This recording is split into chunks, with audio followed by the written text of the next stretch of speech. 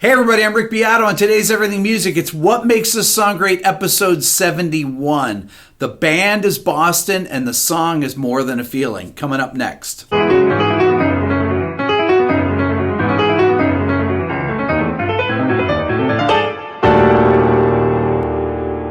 More Than a Feeling was the first single off Boston's debut record, which was released in September of 1976. I remember that because I had just started playing guitar, and everyone that played guitar had to learn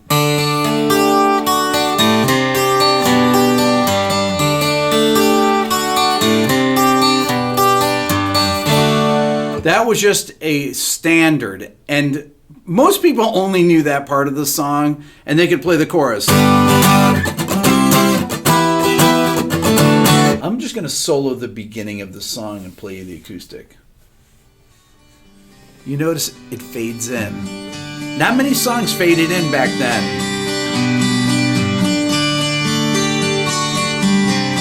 It's actually a double-tracked acoustic guitar, so two of the same parts played together.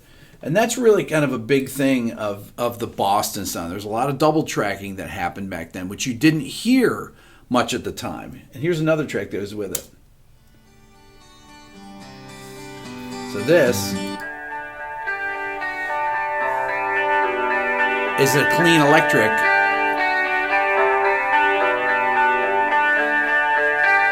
And it's perfectly hidden in there. It just fills in the mid-range of the 12-string. Listen to them together.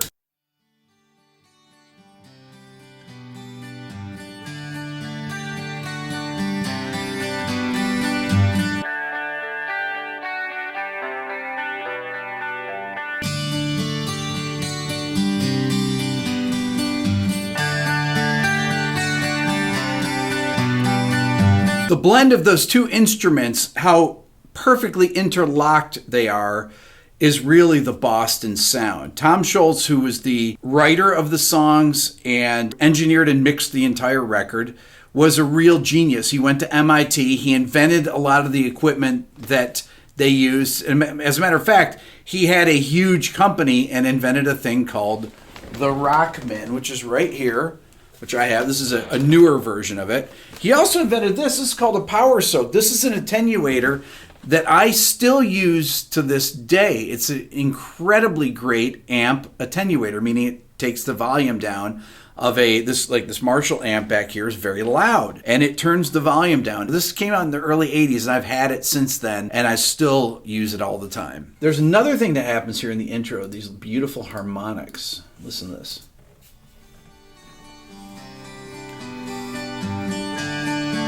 You all know this.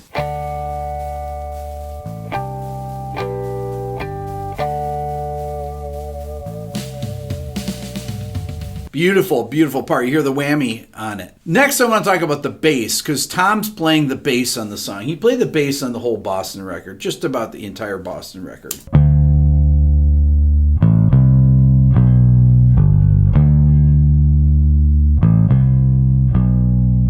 In one of my videos called The 20 Greatest Bass Sounds of All Time, I used the bass part from Hitch a Ride from this same record. The bass sound is unbelievably good on here. And Tom plays bass in a really unique way, and the bass is so fat. It's really compressed. So, I mean, you have all these things. You have incredibly well-recorded guitars, vocals, basses, drums, mixed perfectly.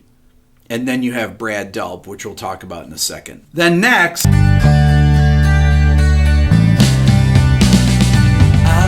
Total Caveman Phil. That's Sib Hashian playing drums. Let's check out the drum fill. All straight 16th. It's a great fill. Then he goes to the side stick. A lot of reverb on it. Then we have the vocal entrance. Let's check it out. I woke up this morning and the sun was gone. Turned on some music to start my day. Okay, first of all, it's an incredibly great melody. Let's solo the vocal to listen. I looked out this morning and the sun was gone. Turned on some music to start my day, then lost myself in a familiar song. I closed my eyes and I slipped away. So you can tell it's all double tracked, meaning it's the same part sung twice. Brad Delp singing both parts. The phrasing of the melody and the actual melodic structure is really brilliant. Every phrase has a natural beginning and end.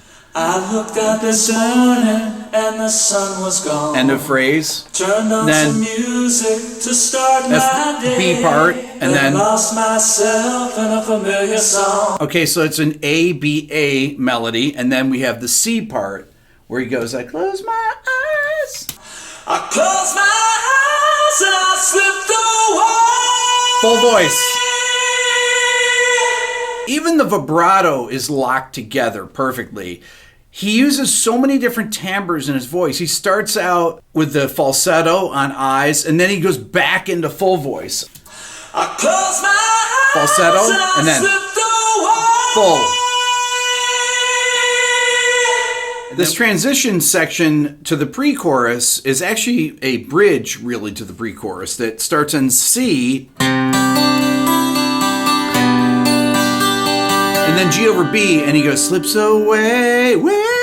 He sings that high B there, so it creates this dissonance between this C chord, so it makes it a major seventh, and you hear that.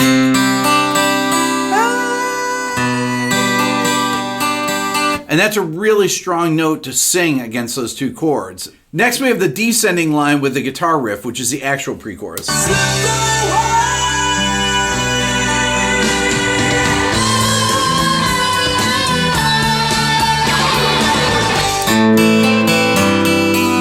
And then he goes to D. He does that hammer on with the suspension. During this little pre-chorus walk down, the bass is moving all over the place. Let's check it out.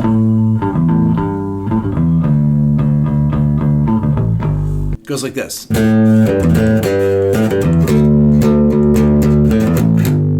What I love about it is all these and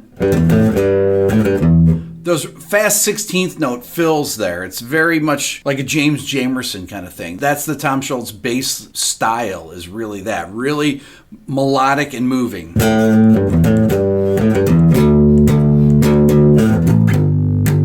So over the top of that, we have the guitar lead.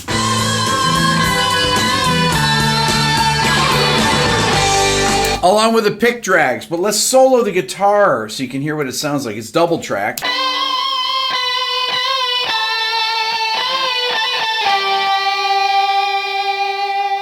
There's a very long delay on it. They're chorusing together because it's two parts. And along with that, what's cool about this is that there's actually this high falsetto part. It comes in low under the really high held B. Listen.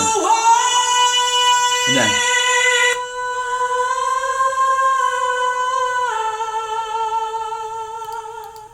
You always notice those things in there, but you're like, is that a voice in there?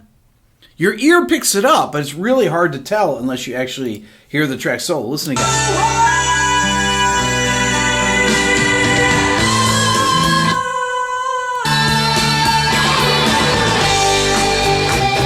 I want to talk about the drum fill here. That fill, flam, bap boo babadoo. We call that Pat Boone Debbie Boone. Pat Boone Debbie Boone. Then it goes into this section here, which is the chorus with no vocals, which is really kind of an odd thing. If you think about today's music, you never would have anything like that have a setup chorus where you go around the chord.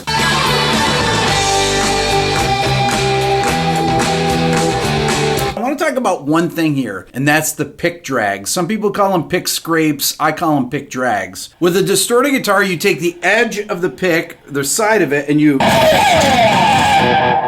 have delay on it. That's what Tom Scholz does, leading into the choruses of all these Boston songs. It's a great thing that a lot of 80s metal guitar players adopted. That's the sound, though. But you have to use a plastic pick. You can't do it with a nylon pick, but I love that. Let's check it out.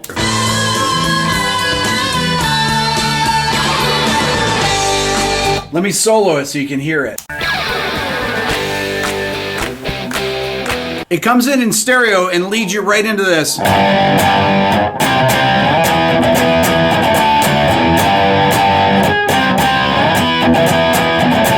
You'll notice about my sound here. Now, I'm not playing through a Rockman or anything. What Tom did with his guitar is he has this, what we call a half-cocked wah, or a really pointed mid-range 1K EQ boost, which gives it that really aggressive mid-range. If you think about metal, it's Metallica, that have the really scooped mids. This is the exact opposite. This is really pushed mids. And it makes the guitars just jump out of the speakers. The first time I heard these guitars, they're really distorted. I'd never heard anything like it.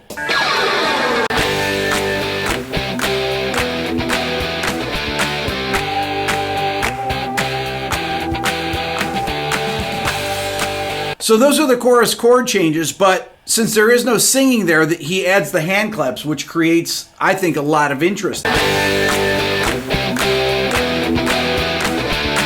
Those are really perfect hand claps. They're perfectly untight. It's obviously human beings clapping. It's not a drum machine. Okay, before we talk about the chorus melody, I want to talk a little bit more about what's going on arrangementally here in the chorus. So along with the distorted guitar parts that are hard pan, there's actually the acoustic 12-string playing along. Listen.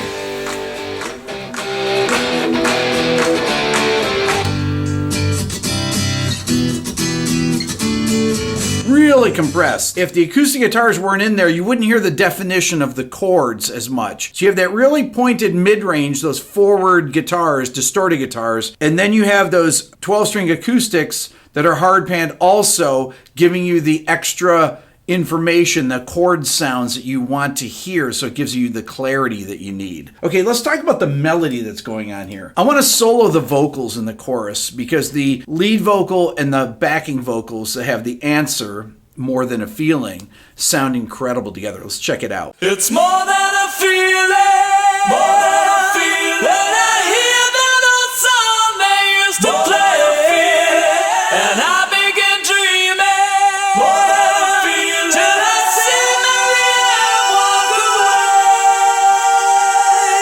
away. Let's talk about the melody here in the chorus. So it starts out on the root, on G. It's more than a feeling.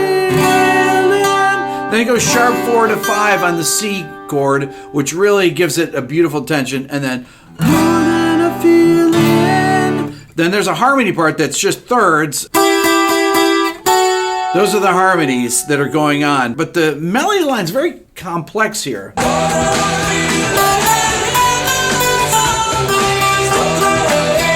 And at the end of it, he goes, play. He goes to the 9th on that D chord. So it's like, great note on that. And the harmony parts are once again moving against that. So you have all these great overlapping sounds. Then at the end of the chorus, it modulates up to E flat, and you hear the harmony parts change there. And so let's listen to it. Then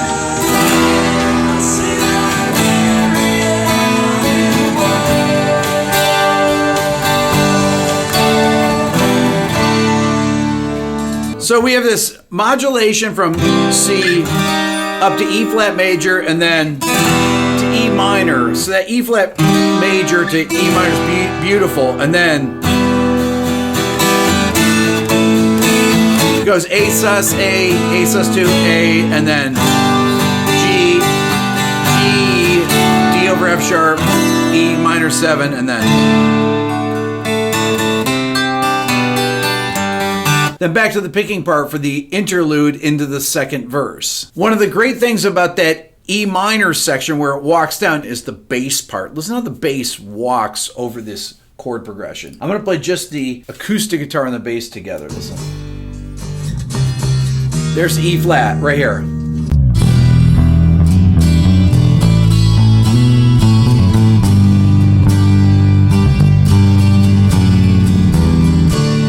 Goes up the octave.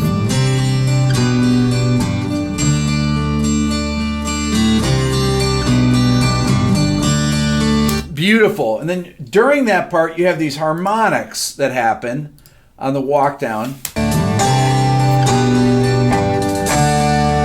Love it. It's just incredible. So that sound, that really mid-rangey electric guitar sound, works perfectly in this section. Listen to the guitars here, the acoustics and the electric. Listen.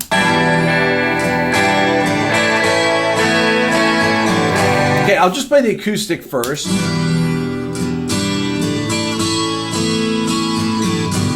Now, when you hear it, you sound, oh, that sounds great. But then, when you hear this second guitar, the electric's added. Listen.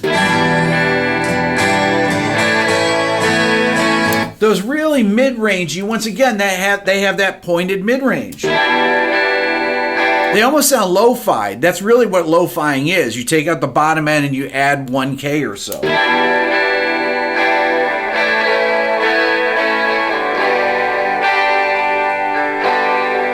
When they work together, it's amazing.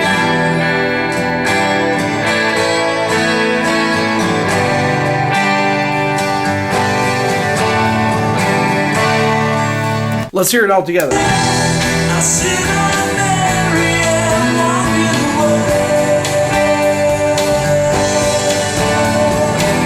It's beautiful with a sustaining note to have that descending chord progression there. And then as soon as the voice drops out, you go to the harmonic.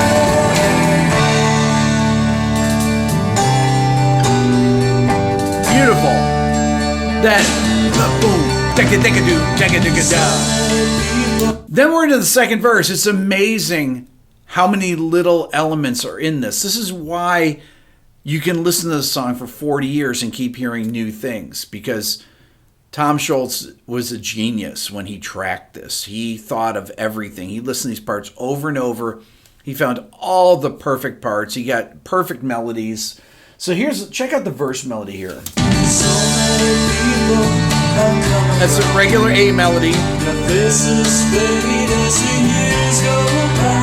That's a great melody there. Faces fade as the years go by.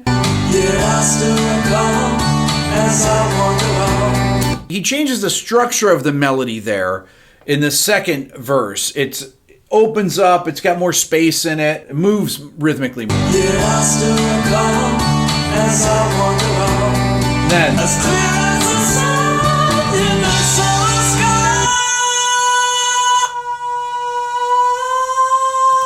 same thing.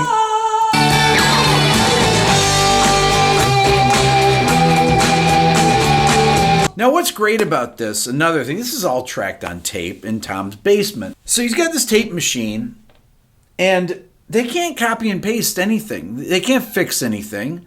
It has to be sung every time. It's not a cut and paste job. Today, you get a vocal, you listen to a song on the radio, and 9 times out of 10, they've taken the first chorus and they just pasted it in each time. It's all on grid, and it's just moved around. So there's no variation to it. There's no rhythmic variation. There's no melodic variation. There's no pitch variation. It's simply the same thing moved around. They get one take, cut and paste. This is all sung. So every chorus is unique. Melodically, texturally, everything about it. Even if they're playing the same parts, it doesn't matter. So here's the second chorus.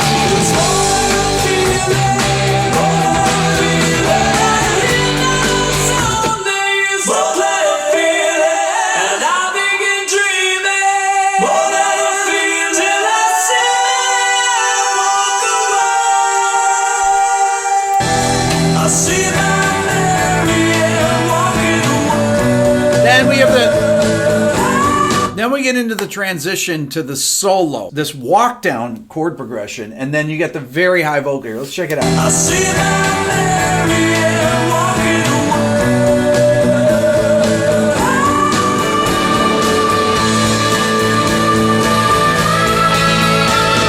walking. So you have this walk down.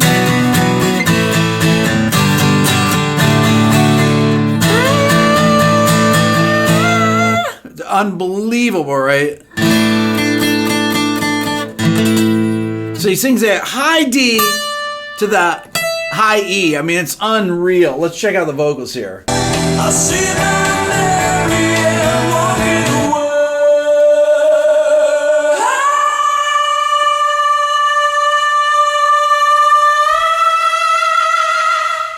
what's amazing is that there's no loss in power when he hits that high E. That note's as strong as the D. It's unbelievable. Brad Delp was just, superhuman, really. That is really incredible.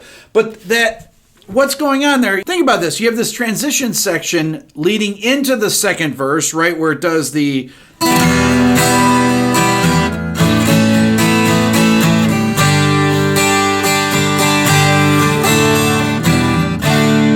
Then you have this transition leading into the solo. So it's like 2, 3, 4 again. But then to B minor, deceptive cadence.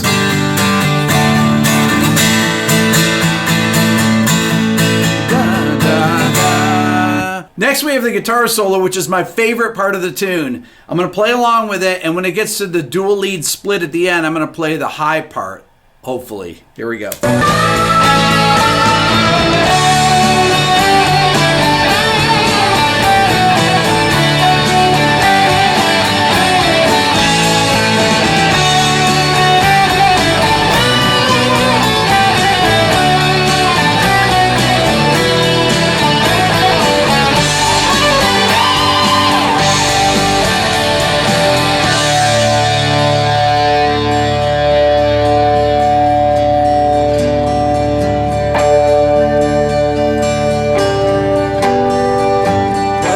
During the solo, the bass is also moving all over the place, creating a lot of chord inversions and a lot of harmonic interest that wouldn't normally be there if he was just sticking to the roots. And it's really busy too.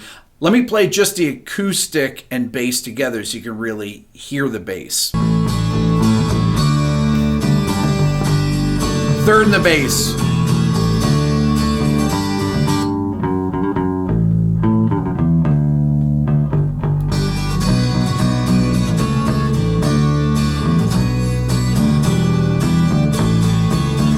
Then listen.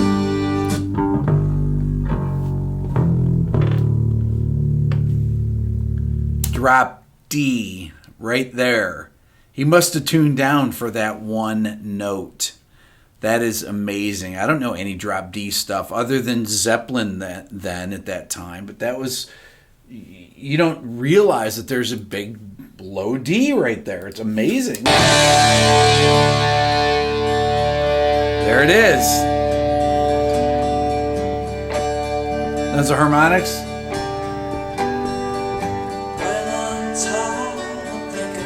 Beautiful breakdown verse. I hide in my music, forget the day, and dream of a girl I used to know. That's the chill part. I close my eyes and she slipped away.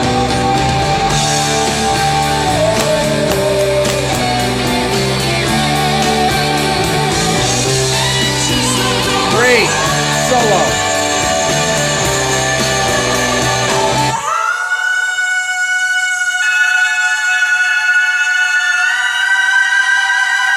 So the guitar and the voice harmonize right there. I mean, it's unbelievable. You know, I used to think, oh, he probably switched to a guitar. No, it's a voice and the guitar. Perfectly. Then they add that extra part. Then we're into the hand claps. Then we go from here to the out chorus. The out chorus, instead of going to E flat, it continues on.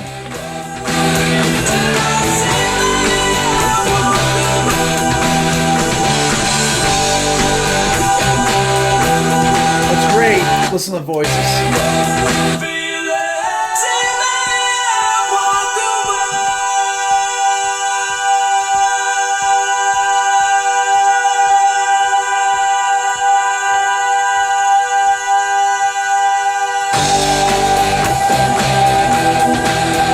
On the out chorus, you also have the really cool drum kicks here. Check it out. Awesome. And then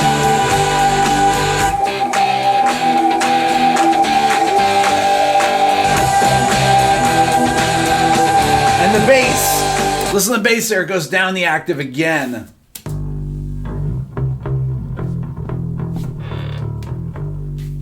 You check that out.